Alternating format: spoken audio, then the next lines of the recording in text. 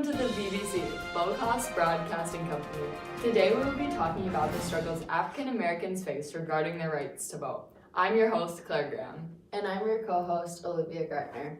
Up until now, African Americans haven't been able to vote.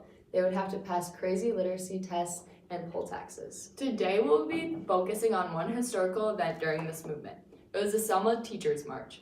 There were more than 100 Black teachers that marched 2 by 2 on the sidewalk in a test of constitutional law and did so peacefully. They were marching to make a stand against the injustices they face surrounding their voting rights.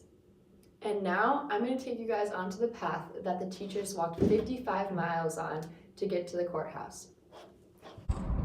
This is the path that the teachers took to get to the courthouse in Montgomery. When they arrived, the police had tear gases and batons.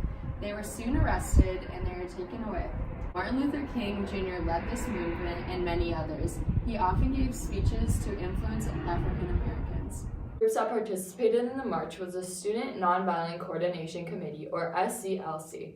This young group of individuals were dedicated to nonviolent direct tactics with the end goal of equality in the United States. The Selma March ended on March 21st of 1965. Later that year, the Voting Rights Act of 1965 was passed.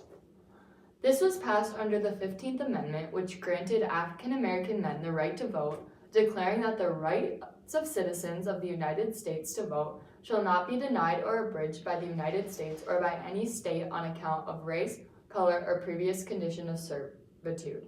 So now they didn't have to take any literacy tests or pay poll taxes and could just go in and vote like they should be allowed to. This was a huge gain in the end goal of attaining equality for African Americans. Thanks for watching.